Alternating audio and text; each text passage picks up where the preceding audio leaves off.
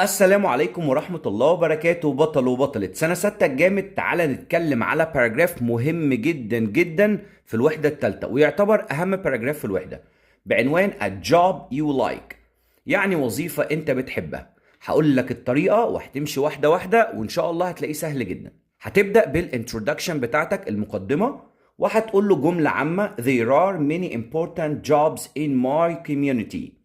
There are many important jobs in my community.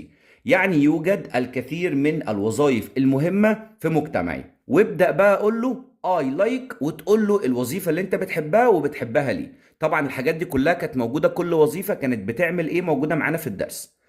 I like mechanics، أنا بحب الناس الميكانيكية. ليه بقى؟ Because عشان they fix cars، هم بيصلحوا العربيات، and buses والأتوبيسات. واديله كمان جملة عامة، كمان قول له they help our community، هم بيساعدوا المجتمع بتاعنا. طب أنا دلوقتي عايز أضيف وظيفة تانية، هقول I also like.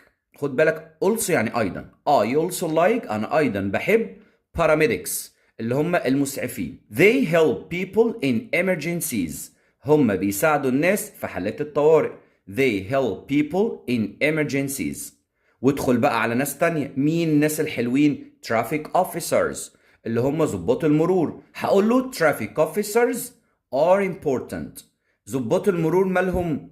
مهمين. وابدأ قول له هم ليه مهمين. They help people، هم بيساعدوا الناس cross the road، ان هم يعبروا الطريق. وكمان انت ممكن تضيف له كمان تقول له and control cars، وبيتحكموا في العربيات. واديله ختام جميل جدا، قول له people work together، الناس بتعمل معا، كلمة together يعني معا، to make our community a great place، عشان يخلوا المجتمع بتاعنا مكان رائع. وبكده انت كتبت باراجراف مهم جدا، ومرشح على فكرة ان هو يجيلك في امتحانات الترم.